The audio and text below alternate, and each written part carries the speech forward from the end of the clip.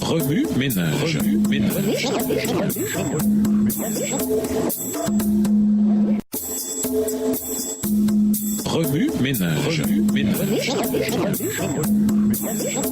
Bienvenue dans votre émission. Remue ménage. Nous voilà à la leçon de mardi. Investiguer. Lisons Marc 4, les versets 8 et 20, Luc 6, le verset 40, Luc 15, les versets 8 à 32 et Luc 19, le verset 10. Marc 4, les versets 8 et 20. Une autre partie tomba dans la bonne terre. Elle donna du fruit qui montait et croissait, et elle rapporta 30, 60 et 100 pour un. Verset 20. D'autres reçoivent la semence dans la bonne terre. Ce sont ceux qui entendent la parole, la reçoivent et portent du fruit, 30, 60 et 100 pour un. Luc 6, le verset 40. Le disciple n'est pas plus que le maître, mais tout disciple accompli sera comme son maître. Luc 15, verset 8 à 32. Ou quelle femme, si elle a 10 drachmes et qu'elle en perde une, n'allume une lampe, ne balaie la maison et ne cherche avec soin jusqu'à ce qu'elle la retrouve. Lorsqu'elle l'a retrouvée, elle appelle ses amis et ses voisines et dit « Réjouissez-vous avec moi, car j'ai retrouvé la drachme que j'avais perdu. De même, je vous le dis, il y a de la joie devant les anges de Dieu pour un seul pécheur qui se repent. » Il dit encore, un homme avait 2 fils. Le plus jeune dit à son père, « Mon père, donne-moi la part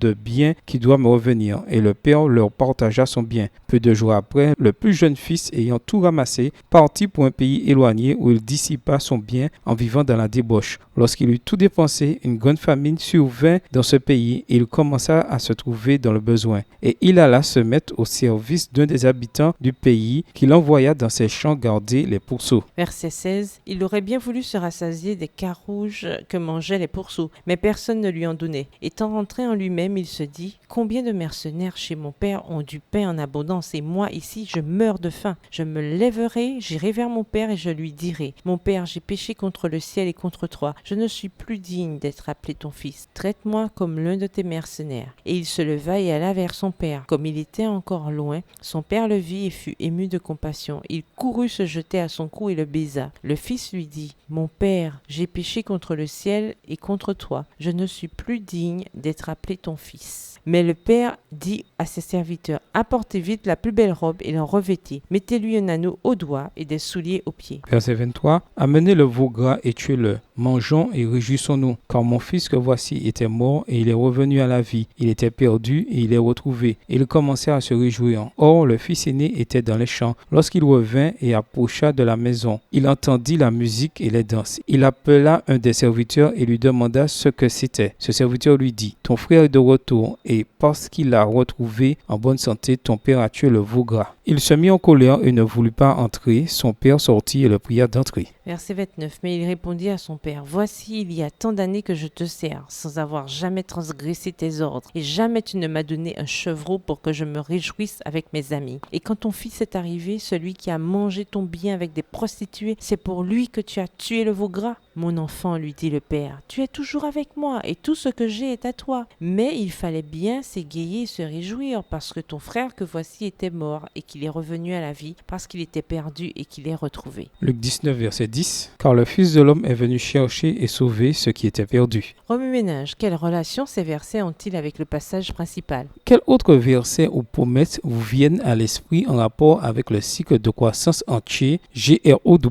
Au revoir. Et à demain si tu veux. Remue ménage. Remue ménage.